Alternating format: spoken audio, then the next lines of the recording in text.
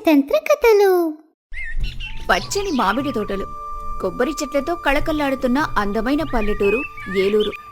ఆ ఊరిలో ఏ ఒక్కరికి కళ్ళ కపటం తెలియదు. ఆ ఊరిలో రామయ్య, సుబ్బయ్య, వీరయ్య అని ముగ్గురు ప్రాణమిత్రులు ఉన్నారు. చిన్నప్పటి నుంచి కలిసి పెరిగారు.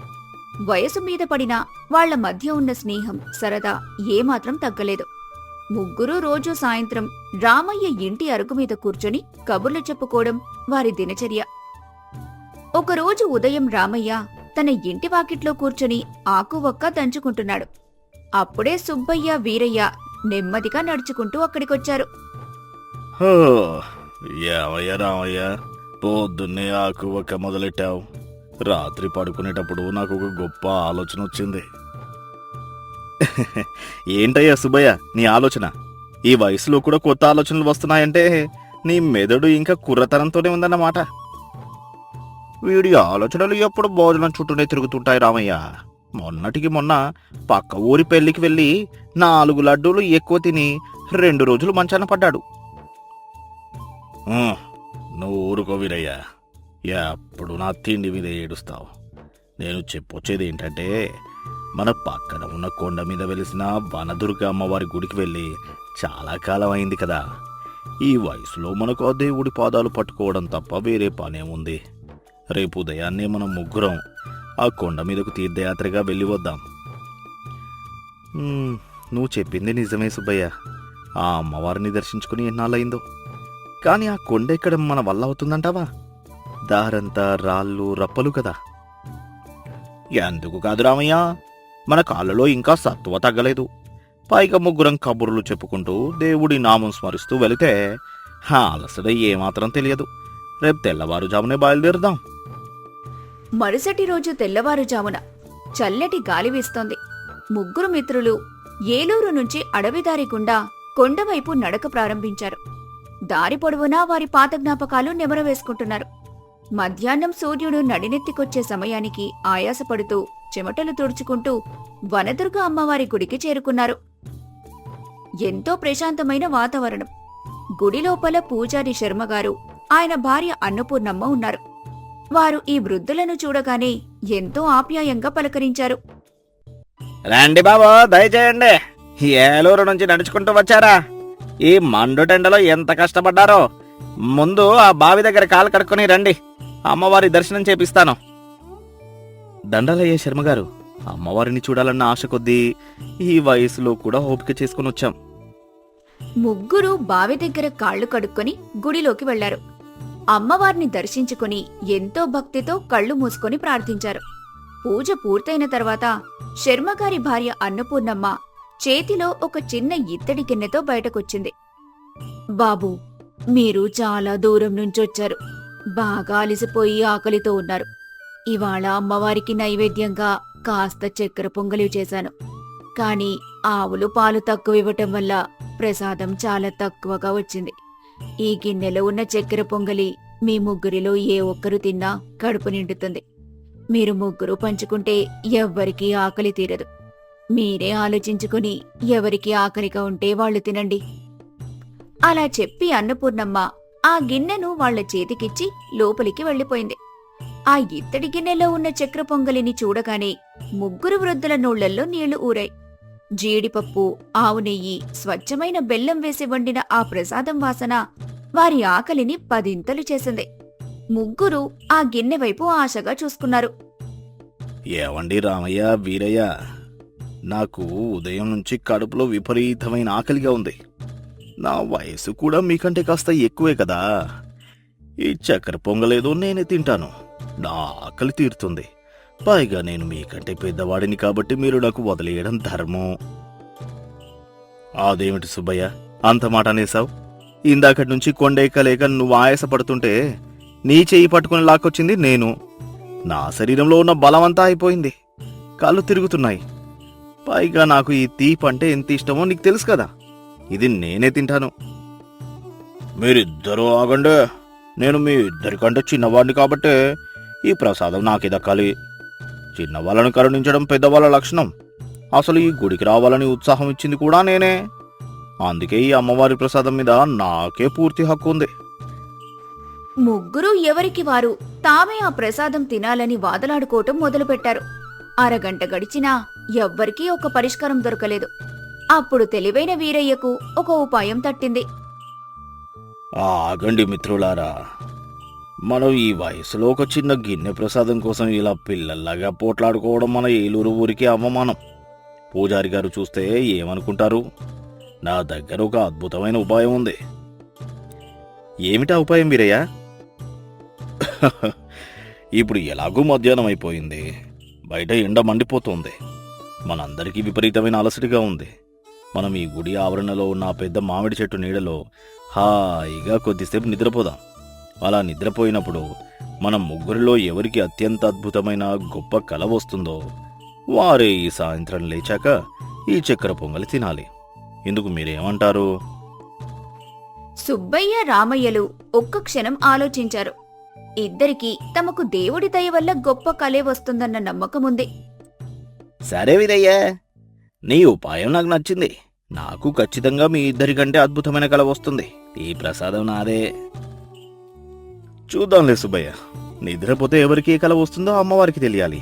సరే, ఈ గిన్నెను పక్షులు ఉడతలు తినకుండా ఎక్కడ పెడదాం? ఆ గిన్నెకు ఒక ఆకు చుట్టి ఒక దారంతో ఆ మామిడి చెట్టు చిటారు కొమ్మకు కడదాం. మనం ఆ చెట్టు కిందనే పడుకుందాం. ముగ్గురూ కలిసి ఆ ప్రసాదం గిన్నెను భద్రంగా చెట్టు కొమ్మకు వేలాడదీశారు. ఆ చల్లటి చెట్టు నీడలో స్వచ్ఛమైన గాలికి అలసిపోయిన ఆ ముగ్గురు వృద్ధులు ఇట్టే గాఢ నిద్రలోకి జారుకున్నారు. సూర్యుడు పశ్చిమాన వాలుతున్నాడు. సాయంత్రం 4 గంటల సమయానికి చల్లటి గాలి వీస్తుండగా ముగ్గురికి మెలకువ వచ్చింది. అందరూ ఒకేసారి లేచి కూర్చొని కళ్ళు నులుముకున్నారు. అబ్బా, ఎంత అద్భుతమైన నిద్ర! నేను నా జీవితంలో ఇలాంటి కల ఎప్పుడు కనలేదు. ఈ ప్రసాదం నాదే రామయ్య. ముందు నా కల వినండి. ముందే ఆశపడకు సుబ్బయ్య, నీ కల కంటే నా కల చాలా గొప్పది. సరే, ముందు నా కలను చెబుతాను వినండి. సరే రామయ్య, చెప్పు, నీకు అంత గొప్ప కల ఏం వచ్చింది? రామయ్య గొంతు సవరించుకొని ఎంతో ఆనందంగా తన కలను వివరించటం మొదలుపెట్టాడు. నేనొక దట్టమైన అడవిలో నడుచుకుంటూ వెళ్తున్నాను. అంతలో ఆకాశం నుంచి ఒక పెద్ద బంగారు పుష్పక విమానం వచ్చి నా ముందాగింది. అందులోంచి సాక్షాత్తు ధనవంతుడైన కుబేరుడు కిందకి దిగాడు. నన్ను పట్టుకుని ఎంతో ఆప్యాయంగా ఆ విమానమెక్కించుకున్నాడు. నన్ను నేరుగా యక్షలోకానికి తీసుకువెళ్లాడు. అక్కడ ఒక పెద్ద పాలరాతి భవనం. ముందుగా నన్ను పన్నీటితో జలకాలాడించారు. దేవతలు కట్టే పట్టు వస్త్రాలు ఇచ్చారు. ఆ తర్వాత నన్ను ఒక పెద్ద సింహాసనం మీద కూర్చోబెట్టారు. నా ముందు ఒక పెద్ద బంగారు పళ్ళెం పెట్టారు. ఆ కుబేరుడు స్వయంగా తన చేతులతో నాకు విందు వడ్డించాడు. అందులో లేని రకం లేదు. నేతిగారెలు, బూరెలు, పాయసం, అబ్బో, అదొక మహావిందు. భోజనం పూర్తయ్యాక అప్సరసలు నా చుట్టూ చేరి నాట్యం చేశారు. ఆ తర్వాత కుబేరుడు నన్ను చూసి మెచ్చి నేను మోయగలిగినంత బంగారాన్ని మూటగట్టి నాకు బహుమతిగా ఇచ్చాడు. ఆ మూట పట్టుకుని కిందకి వస్తుండగా నాకు మెలకు వచ్చింది. చెప్పండి మిత్రులారా, ఇంతకంటే గొప్ప కల ఎవరికైనా వస్తుందా? రామయ్య కల విని సుబ్బయ్య పగలబడి నవ్వాడు. ఓహో, కుబేరుడు వచ్చాడా? అయితే విను రామయ్య, నీ కల నా కల ముందు బలా దూరు. నా కల గురించి వింటే మీ కళ్ళు తిరుగుతాయి. ఆ ప్రసాదం గిన్నె నేనే తీసుకుంటాను. సరే సుబ్బయ్య, మరి ఆలస్యం ఎందుకు? నీ అద్భుతమైన కల కూడా చెప్పేయ్. సుబ్బయ్య ఎంతో గర్వంగా కళ్ళు మూసుకొని ఆ కలను మళ్లీ ఊహించుకుంటూ చెప్పడం ప్రారంభించాడు. నేనొక విశాలమైన పచ్చని మైదానంలో పడుకుని ఆకాశం వైపు చూస్తున్నాను. హఠాత్తుగా మేఘాలు చీల్చుకుని ఒక పెద్ద తెల్లటి ఏనుగు, అదేనయ్యా ఐరావతం, అది నేరుగా నా దగ్గరకొచ్చి ఆగింది. దానిమీద సాక్షాత్తు దేవేంద్రుడున్నాడు. ఇంద్రుడు నా దగ్గరకొచ్చి నన్ను ఆప్యాయంగా కౌగిలించుకున్నాడు. నన్ను ఐరావతం మీద ఎక్కించుకుని స్వర్గలోకానికి తీసుకుపోయాడు. అక్కడ ఎక్కడ చూసినా వజ్రాలు, రత్నాలే. ముందుగా ఇంద్రుడు తన స్వహస్తాలతో నాకు తాగినంత అమృతం పట్టించాడు. ఆ అమృతం గొంతులోంచి దిగుతుంటే నా నొప్పులన్నీ మాయమైపోయాయి. ఆ తర్వాత వజ్రాలు పొదిగిన బంగారు కంచంలో నాకు పంచభక్ష పరమాన్నాళ్ళు వడ్డించాడు. నేను భోజనం చేస్తుంటే నా కోసం రంభ, ఊర్వశి, మేనకలు అద్భుతమైన నాట్యం చేశారు. ఇంద్రుడు నన్ను చూసి సంతోషించి నేను ఎన్నడిగితే అన్ని రత్నాలు, వైఢూర్యాలు నాకిచ్చాడు. వాటిని తీసుకుని తిరిగి ఐరావతం ఎక్కి ఇక్కడ భూమి మీద దిగానో లేదో నాకు మెలకు వచ్చేసింది. చెప్పండి రామయ్య, దేవేంద్రుడిచ్చిన అమృతం గొప్పదా, నీ కుబేరుడు పెట్టిన భోజనం గొప్పదా? నా కలే అందరికంటే గొప్పది. సుబ్బయ్య రామయ్యల కలలు విన్న వీరయ్య గట్టిగా చప్పట్లు కొట్టాడు. అద్భుతం మిత్రులారా, ఇద్దరికీ ఎంత గొప్ప కలలు వచ్చాయో. మీకు ఆ అదృష్టం పట్టినందుకు నాకెంతో సంతోషంగా ఉంది. సరే వీరయ్య, మా కలలు విన్నావు కదా, మరి ఈ గంట వ్యవధిలో నీకేం కల వచ్చిందో నువ్వు కూడా చెప్పేయి. ఆ తర్వాత ఎవరు ఆ ప్రసాదం తినాలో నిర్ణయిద్దాం. వీరయ్య ముఖంలో ఒక్కసారిగా విపరీతమైన భయం, బాధ కనిపించాయి. అతను వణుకుతున్నట్లుగా నటించడం మొదలుపెట్టాడు. మిత్రులారా, నాకు మీలాంటి అద్భుతమైన కల ఏమీ రాలేదు. పైగా నా కల ఒక భయంకరమైన పీడకల. నేను ఆ కలలో పడిన కష్టం పగవాడికి కూడా రాకూడదు. అదేమిటి వీరయ్య, ఏమైంది? అంత భయంకరమైన కల ఏమొచ్చింది? నేను ఒక భయంకరమైన అడవిలో ఒంటరిగా నడుచుకుంటూ వెళ్తున్నాను. ఎక్కడ ఎవరు లేరు. అంతలో ఒక పెద్ద పులి గుర్రుమంటూ నా మీదకు దూకడానికి వచ్చింది. నా ప్రాణాలు గుప్పెట్లో పెట్టుకుని పరిగెత్తడం మొదలుపెట్టాను. ముసలివాణ్ణి కదా, ఎంతని పరిగెత్తగలను? కళ్ళు తిరిగి ఒక పెద్ద లోయలో పడిపోయాను. దెబ్బలతో కదలలేకపోతున్నాను. అలాగే డేక్కుంటూ వెళ్తుంటే అకస్మాత్తుగా ఒక పెద్ద వెలుగు. ఆ వెలుగులోంచి సాక్షాత్తు వనదుర్గమ్మవారు ఒక పెద్ద త్రిశూలం పట్టుకుని నా ముందు నిలబడింది. నేను ఏడుస్తూ అమ్మవారి పాదాల మీద పడిపోయాను. ఆ తర్వాత ఏమైంది వీరయ్య? అమ్మవారు ఏమన్నారు? నేను అమ్మవారితో ఇలా అన్నాను, తల్లి వనదుర్గమ్మ, నాకేమిటి కష్టాలు? పులిబారి నుంచి పరిగెట్టి అలసిపోయాను. శరీరం అంతా దెబ్బలతో నొప్పులు పెడుతుంది. అన్నింటికన్నా మించి నాకు ప్రాణం పోయేంత ఆకలిగా ఉంది. కడుపు కాలిపోతోంది తల్లి అని వేడుకున్నాను. అప్పుడు అమ్మవారు చాలా కోపంగా నా వైపు చూసి ఇలా అన్నారు. ఏమన్నారు? ఒరే పిచ్చి సన్నాసి, నీ స్నేహితులిద్దరూ పైలోకాల్లో మహారాజుల్లా భోజనాలు చేస్తున్నారు. నీ స్నేహితుల్లో ఒకడు యక్షలోకంలో కుబేరుడి విందు ఆరగిస్తున్నాడు. మరొకడు స్వర్గలోకంలో దేవేంద్రుడు ఇచ్చిన అమృతాన్ని కడుపు నిండా తాగుతున్నాడు. వాళ్ళకి ఇంకా ఈ లోకంలోని ఆహారం అవసరం లేదు. వాళ్ళిద్దరూ అద్భుతమైన భోజనాలు చేస్తుంటే నువ్వెందుకురా ఇక్కడ ఆకలితో మాడిపోతున్నావో? వాళ్ళు స్వర్గంలో తింటే నువ్వు ఇక్కడ భూలోకంలో ఆ మామిడి చెట్టు కొమ్మ కట్టిన నా చక్కెర పొంగల్ పొట్లాన్ని విప్పి కడుపు నిండా తిను.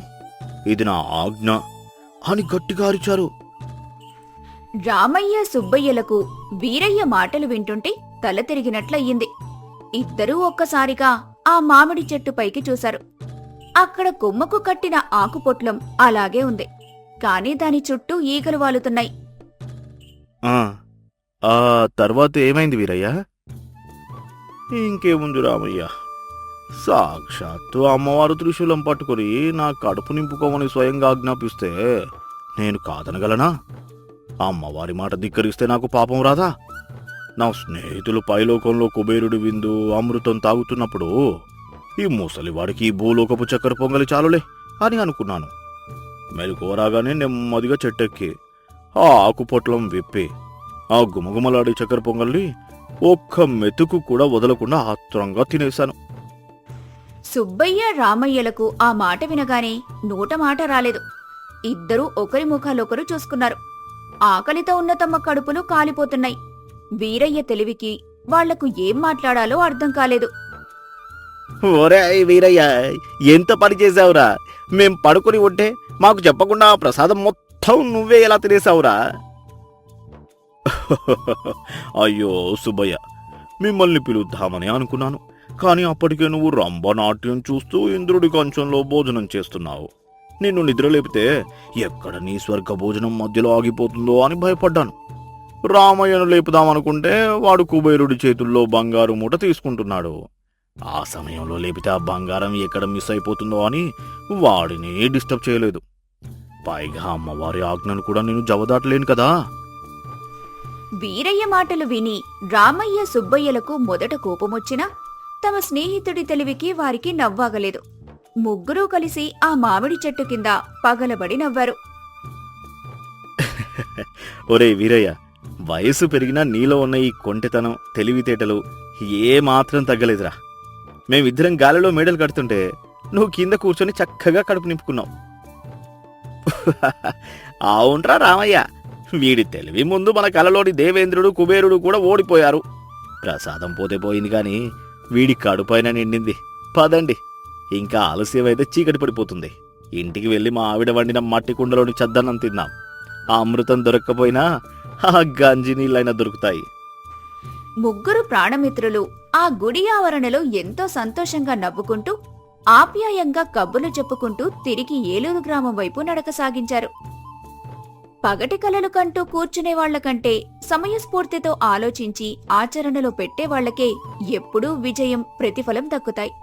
స్నేహంలో ఇలాంటి చిన్న చిన్న సరదాలు జీవితానికి ఎంతో ఆనందాన్నిస్తాయి. సాగర తీరాన ఉన్న ఒక చిన్న ద్వీపగ్రామం రత్నగిరి. రత్నగిరి ద్వీపంలో ఆ సంవత్సరం ఎండలు మండిపోతున్నాయి. ద్వీపంలో ఉన్న చేదబావులన్నీ ఉప్పు నీరుగా మారిపోయాయి. కేవలం ఒక్క బావిలో మాత్రమే తీయని మంచి నీరు వస్తోంది. ఆ బావి యజమాని భూపతి అనే ధనవంతుడు. భూపతి తన ఇంటి ముందున్న బావి దగ్గర కుర్చీ వేసుకుని కూర్చొని ఉంటాడు. ఎండ తీవ్రతకు జనం విలవిల్లాడుతూ బిందెలతో వరుసలో నిలబడి ఉంటారు. భూపతి చేతిలో ఒక లెక్కల పుస్తకం ఉంటుంది. వరుసలో రండి, గొడవలు చేయకండి. ఒక్కో బిందె నీటికి 2 అనాలు ఇవ్వాలి. డబ్బులు ముందు తీసిపెట్టుకోండి. ఇక్కడ సమయం వృధా చేయొద్దు. డబ్బులు లేని వారికి బొట్టు నీరు కూడా ఇవ్వను, ముందే చెబుతున్నాను. భూపతి గారు, బాణుడి బగబగలకు ఊపిరి ఆగిపోయేలా ఉంది. పంటలెండిపోయి నెలలు దాటింది. చేతిలో ఒక్క చిల్లిగవ్వ కూడా లేదు స్వామి.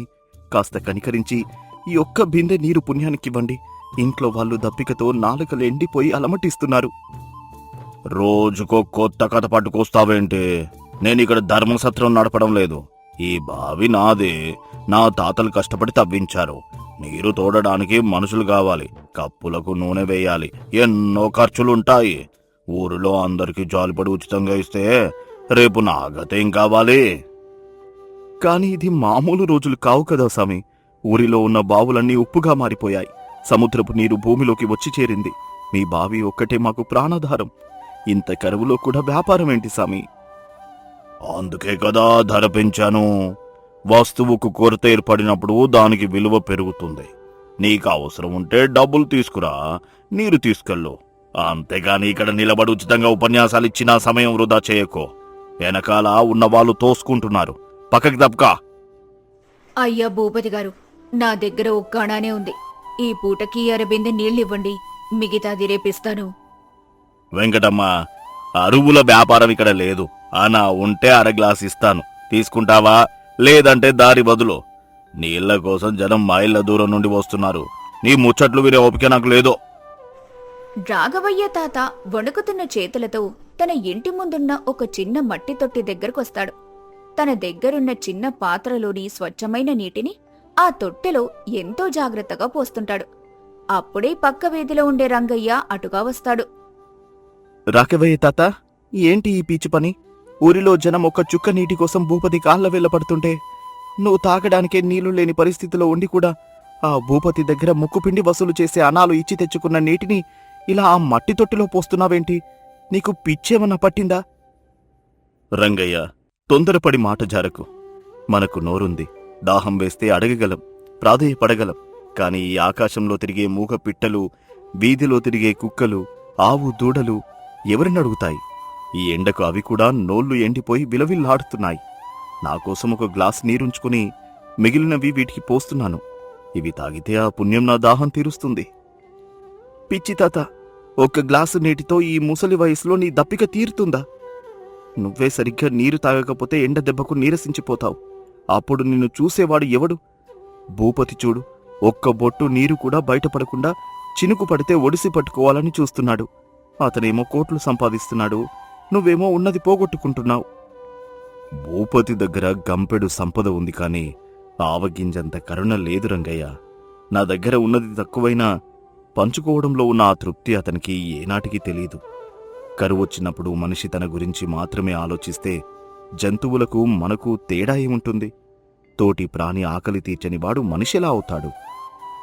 నీ మనసు చాలా గొప్పది తాత, కాని లోకం చాలా కఠినమైంది.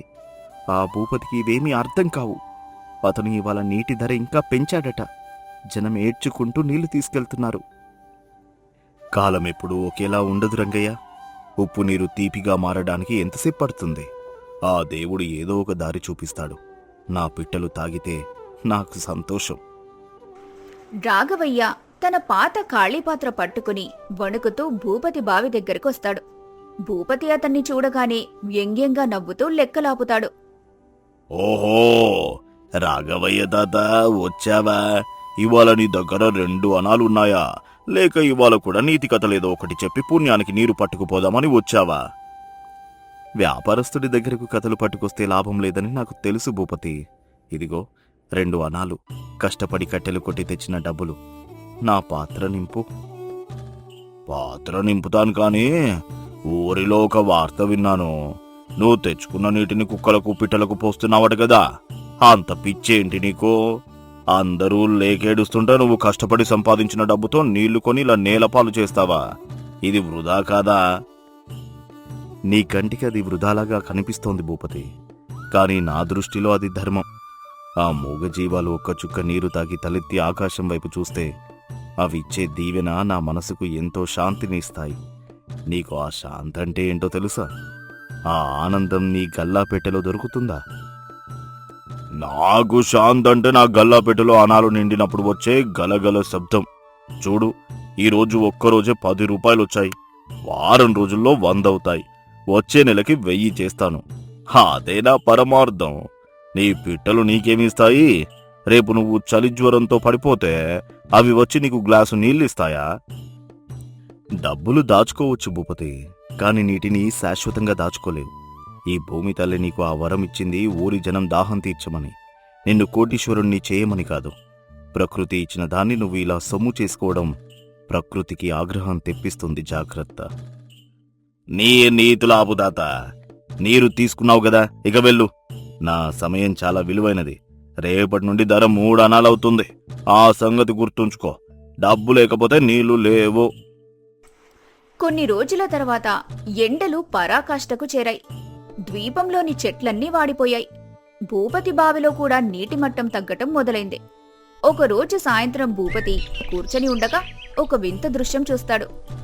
అప్పుడు భూపతి ఆశ్చర్యంగా తనలో తాను ఇలా అనుకుంటాడు. ఏదేంటి, ఈ పిట్టలన్నీ నా బావి వైపు రాకుండా ఆ రాఘవయ్య పాడుబడిన ఇంటి వైపు వెళ్తున్నాయి? అక్కడ ఏముంది అని. నా బావి దగ్గర నీరు తోడేటప్పుడు కొన్ని చుక్కలు కింద పడుతున్నా సరే ఇటు కన్నెత్తి చూడటం లేదు. ఆ ముసలివాడి దగ్గర ఏముంది? కుతూహలం తట్టుకోలేక భూపతి మెల్లగా నడుచుకుంటూ రాఘవయ్య ఇంటి వైపుకు అక్కడ రాఘవయ్య కళ్ళు మూసుకొని చెట్టు కింద ప్రశాంతంగా కూర్చొని ఉంటాడు. చుట్టూ 10ల సంఖ్యలో రంగురంగుల పక్షులు ఆ మట్టి తొట్టిలో నీరు తాగుతూ కిలకిల రావాలు చేస్తున్నాయి. ఆ దృశ్యం ఎంతో అందంగా ఉంటుంది. రాఘవయ్య, ఏంటి వింత? నీ దగ్గర నీరెక్కడి నుండి వస్తోంది? నేను నీకు ఇచ్చేది రోజుకొక చిన్న పాత్ర నీరు మాత్రమే కదా. ఆ పాత్రలో ఉన్న నీరు నువ్వు తాగడానికే సరిపోదు. మరి ఈ 10ల సంఖ్యలో ఉన్న పక్షులకు ఎక్కడి నుండి పోస్తున్నావు? అదే నీరు భూపతి. ఆశ్చర్యమేముంది? ఆ పక్షులు ఒక్కొక్క చుక్క తాగుతాయి. అవి తాగిన తర్వాత మిగిలిన నీటిని నేను అమృతంలాగా తాగుతాను. చూసావా అవి ఎంత సంతోషంగా ఉన్నాయో? అవి తాగేటప్పుడు వచ్చే ఆ శబ్దం వింటే నాకు ఆకలి, దప్పిక అన్నీ మర్చిపోతాను. కానీ తాత, నీ ముఖం పాలిపోయింది. నీరసం స్పష్టంగా కనిపిస్తోంది. నువ్వు సరిగ్గా నీరు తాగడం లేదు కదా. ఎందుకు ఈ వృధా ప్రయత్నం? ఇవి కేవలం పక్షులు. వీటి వల్ల నీకు లాభమేంటి? రేపు నీకేమైనా ప్రాణాపాయం వస్తే ఇవి నిన్ను కాపాడగలవా? నీ ప్రాణం కంటే ఈ పిట్టల దాహం ఎక్కువైందా? నన్ను కాపాడాల్సింది ఈ పిట్టలు కాదు భూపతి, నా లోపల ఉన్న మానవత్వం. చుట్టూ అందరూ ఏడుస్తుంటే, మనమందరం ఆకలితో అలమటిస్తుంటే నేను ఒక్కరమే తృప్తిగా ఎలా ఉండగలను? ఆ పిట్టల దాహం తీరితేనే నా కడుపు నిండుతుంది. సముద్రం మధ్యలో ఉన్న ఈ తీయని మనసు ఎప్పుడూ ఎండిపోదు. నీ మాటలు వినడానికి బాగుంటాయి కానీ వాస్తవానికి దూరంగా ఉన్నాయి. సరే, నీ ఇష్టం. నీ ఆరోగ్యం నీ చేతుల్లోనే ఉంది. మరుసటి రోజు ఉదయం భూపతి తన బావి దగ్గరికి వెళ్ళగా నీరు చాలా అడుగుకు వెళ్లిపోతుంది. తోటమాలి మల్లయ్య గొలుసు పట్టుకుని లోపలికి చూస్తుంటాడు. అయ్యా, అనర్థం జరిగిపోయింది. బావిలో నీరు అట్టడుగుకు వెళ్ళిపోయింది. గొలుసు ఎంత దించినా నీరు అందడం లేదు. తోడినా కేవలం బురద నీరు, మట్టి మాత్రమే వస్తోంది. ఇక నీరు తోడడం అసాధ్యం సామే. ఏంటే బావి ఎండిపోవడమా? రత్నగిరి చరిత్రలో నా బావి ఎప్పుడూ ఎండిపోలేదు. ఇప్పుడు ఏం చేయాలి? ఊరి జనమంతా బిందెలతో వస్తారు. నాకు రావాల్సిన లాభం ఆగిపోతోంది కదా. నా వ్యాపారం దెబ్బతింటుంది. అయ్యా, ఇప్పుడు డబ్బుల గురించి కాదు సామి. మన ఇంటి తాగడానికి కూడా నీరు లేదు. ఊరిలో వేరే బావి లేదు. ఉప్పు నీరు తాగితే అందరికీ జబ్బులొస్తాయి. రాఘవయ్య తాత బావి ఎప్పుడో 10 ఏళ్ల కిందటే ఎండిపోయింది. అతనిప్పుడు ఏం చేస్తున్నాడో. అతను ఎలాగోలా బతుకుతాడు. నా వ్యాపారం ఆగకూడదు. మల్లయ్య, ఎవరైనా పని వాళ్ళను పిలిచి బావిని ఇంకా లోతుగా తవ్వించు. నీరు ఎక్కడికి పోతుంది? భూమి పొరల్లోనే ఉంటుంది. అప్పుడే ఊరి జనం బిందెలతో పెద్ద సంఖ్యలో వస్తారు. నీరు లేదని తెలియగానే అక్కడ పెద్ద గందరగోళం మొదలవుతుంది. భూపతి గారు, ఏంటి నీరు లేదంటున్నారు? మేము డబ్బులు ఇస్తామన్నా ఇవ్వరా? ఇప్పటికే 3 అనాలు చేస్తామన్నారు. దానికి కూడా ఒప్పుకున్నాం కదా. నీరు లేకపోతే నేనేం చేయాలి రాఘవయ్య? బావి ఎండిపోయింది. అది నా తప్పు కాదు. వెళ్ళండి, ఎక్కడికైనా వెళ్ళండి. నాకే తాగడానికి నీళ్లు లేవు ఇక్కడ. అయ్యో దేవుడా, ఎప్పుడు మా గతేం కావాలి? ఒక్క చుక్క నీరు కూడా లేదా స్వామి? లేదు, వెళ్ళిపోండి అందరూ. ఇక్కడ నిలబడితే నీళ్లు పుట్టవో. రాముడు, రంగయ్య మరియు మరికొందరు నిరాశతో బిందెలు పట్టుకుని రాఘవయ్య ఇంటి ముందుకు వెళ్తుంటారు. అక్కడ రాఘవయ్య ఇంకా పక్షులకు నీరు పోస్తూనే ఉంటాడు. కాని ఆశ్చర్యంగా ఆ నీరు ఎంతో స్వచ్ఛంగా మెరుస్తూ ఉంటుంది. తాత, ఆగు. ఇదేంటి? భూపతి బావే ఎండిపోయింది. ఊరంతా నీటి కోసం ఏడుస్తుంటే నీకు ఈ మంచినీరు ఎక్కడి నుండి వస్తోంది? నువ్వేమైనా నీటిని ముందే దాచిపెట్టుకున్నావా? దాచడం లేదు రంగయ్య. నా ఇంటి వెనుక ఉన్న పాత చేదబావి గుర్తుంది కదా, అందులో మళ్ళీ నీరు ఊరింది. ఆశ్చర్యం ఏంటంటే అది ఉప్పు నీరు కాదు, అమృతం లాంటి తీపి మంచినీరు. నా కళ్ళను నేనే నమ్మలేకపోయాను. అదేంటి తాత? ఆ బావి ఎప్పుడో 10 ఏళ్ల క్రితం ఎండిపోయి మట్టితో నిండిపోయింది కదా. ఇప్పుడు అందులో నీరు రావడమేంటి? అది కూడా తీపి నీరా? చుట్టూ అంతా సముద్రం ఉప్పు నీరు ఉంటే నీ బావిలో తీపి నీరు రావడమేంటి? భగవంతుడి లీల రంగయ్య. నేను ఆ పిట్టల కోసం పడిన ఆరాటం, నా దగ్గర ఉన్న ఒక్క చుక్క నీటిని కూడా వాటికి పంచిన నా ప్రేమ చూసి ఆ గంగాదేవి కరుణించిందేమో. రా రంగయ్య, ఆ బిందె ఇటు ఇవ్వు. ఊరి జనాన్ని అందరినీ పిలువు. ఎవరూ డబ్బులివ్వనక్కరలేదు. అందరూ వచ్చి తమ దాహం తీర్చుకోమని చెప్పు. ఇది ప్రకృతి ఇచ్చిన ప్రసాదం. నిజంగానా తాత? ఎంతో గొప్ప మాట చెప్పావు. ఇప్పుడే వెళ్ళి అందరికీ చెబుతాను. రత్నగిరి ప్రాణం మళ్ళీ నిలబడింది. భూపతి ఈ వార్త విని ఆశ్చర్యపోయి నమ్మలేక పరుగులు తీస్తూ రాఘవయ్య ఇంటికొస్తాడు. అక్కడ జనం ఎంతో క్రమశిక్షణతో నీళ్లు తోడుకుంటూ సంతోషంగా ఉండటం చూస్తాడు. రాఘవయ్య చిరునవ్వుతో అందర్నీ పలకరిస్తున్నాడు. రాఘవయ్య, ఇదేం వింత? నా 100 అడుగుల లోతైన బావి ఎండిపోయింది. నీ అరిగిపోయిన చిన్న బావిలో నీరెలా వస్తోంది? అది కూడా ఇంత తీయగా ఎలా ఉంది? నా కళ్ళు నేనే నమ్మలేకపోతున్నాను. రాభూపతి, ఒక్క గ్లాసు తాగి చూడు. నీ మనసులో ఉన్న స్వార్థమనే ఉప్పు కరిగిపోతుంది. అప్పుడు నీకే అర్థమవుతుంది. భూపతి మెల్లగా ఆ నీటిని తాగి ఒక్కసారిగా కళ్లల్లో నీళ్లు పెట్టుకుంటాడు. అతని మనసులో ఏదో తెలియని మార్పు మొదలవుతుంది. తాత, నేను మహాపాపం చేశాను. నీరు అనేది అమ్మే వస్తువు అనుకున్నాను. లాభం గడించే సాధనం అనుకున్నాను. కాని అది పంచాల్సిన వరమని, ప్రాణాలను నిలబెట్టే దైవమని ఇప్పుడు అర్థమైంది. నువ్వు నీ దగ్గర ఏమీ లేకపోయినా 10ల సంఖ్యలో ఉన్న పక్షులకు నీటిని పంచావు. అందుకే నీకు ఈ సంపద దక్కింది. నా దగ్గర అన్నీ ఉన్నా ఎవరికీ ఇవ్వలేదు సరే కదా. ఉన్నవారిని కూడా దోచుకోవాలని చూశాను. అందుకే నా దగ్గర ఉన్నది కూడా పోయింది. భూపతి, మనిషికి సంపద ఉండడం ముఖ్యం కాదు, సంస్కారం ఉండాలి. కరువొచ్చినప్పుడు మనిషి తనని తాను కాపాడుకోవడం సహజం. కాని తోటి ప్రాణిని కాపాడడం దైవత్వం. నువ్వు ఇప్పటికైనా తెలుసుకున్నావు కదా, అదే 10,000. ఈ నీరు నీది నాది కాదు, ఇది మనందరిది. తాత, ఇవాళ నుండి నేను కొత్త మనిషినవుతాను. నా గల్లా పెట్టెలో ఉన్న డబ్బుతో ఊరిలో పెద్ద చెరువు తవ్విస్తాను. వాన నీటిని దాచుకుందాం. మళ్ళీ ఎప్పుడూ రత్నగిరికి ఈ నీటి కొరత రాకుండా చూస్తాను. ఈ డబ్బుతో నేను అనుభవించే సుఖం కంటే ఇవాళ ఈ నీరు తాగి జనం మొహంలో చూస్తున్న ఆనందం నాకు ఎక్కువ తృప్తినిస్తోంది. నన్ను క్షమించు తాత. నన్ను క్షమించమని అడగకు భూపతి. ఆ పిట్టలను చూడు, అవి ఎంత స్వేచ్ఛగా తాగుతున్నాయో. వాటికి నువ్వు కూడా కొంచెం నీరు పోయి ఆ పుణ్యంలో భాగం తీసుకో. అప్పుడు ఆ తృప్తి ఎలా ఉంటుందో నీకే తెలుస్తుంది. కొన్ని నెలల తర్వాత ఎండలు తగ్గి వానలు మొదలయ్యాయి. భూపతి మరియు రాఘవయ్య కలిసి ఊరి మధ్యలో పెద్ద చెరువు తవ్వించారు. ఊరు మొత్తం పచ్చదనంతో నిండిపోయింది. జనమంతా చెరువుగట్టు మీద సమావేశమవుతారు. చూడండి, మన చెరువు ఎంత నిండుగా ఉందో. సముద్రం పక్కనే ఉన్నా ఈ నీరు ఎంత తీయగా ఉందో. ఇప్పుడు భూపతి గారు మనల్ని అసలు డబ్బులు అడగటం లేదు. అంతా రాఘవయ్య తాత పుణ్యమే లక్ష్మి. ఉప్పు నీటిలాంటి భూపతి మనసును తన తీపి మనసుతో మార్చేశాడు. తాత నేర్పిన మానవత్వం ఈ ఊరిని కాపాడింది. భూపతి, చూశావా ఇప్పుడు నీ మనసు ఎంత తేలికగా ఉందో?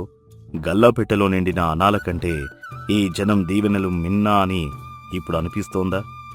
తాత, ఇన్నాళ్ళు నేను కేవలం ధనవంతుణ్ణి, కాని ఈరోజు నేను ఒక మనిషిని అని గర్వంగా చెప్పుకోగలను. కరువు వచ్చినా కరుణ ఉండాలి అని నువ్వు నేర్పిన పాఠం నా జీవితాంతం గుర్తుంటుంది. సంపద అనేది చేతిలో ఉండేది, కాని మానవత్వం అనేది మనసులో ఉండేది. బాగా చెప్పావు భూపతి. మానవత్వమే అసలైన మంచినీరు. అది ఎప్పుడు ఎండిపోకూడదు.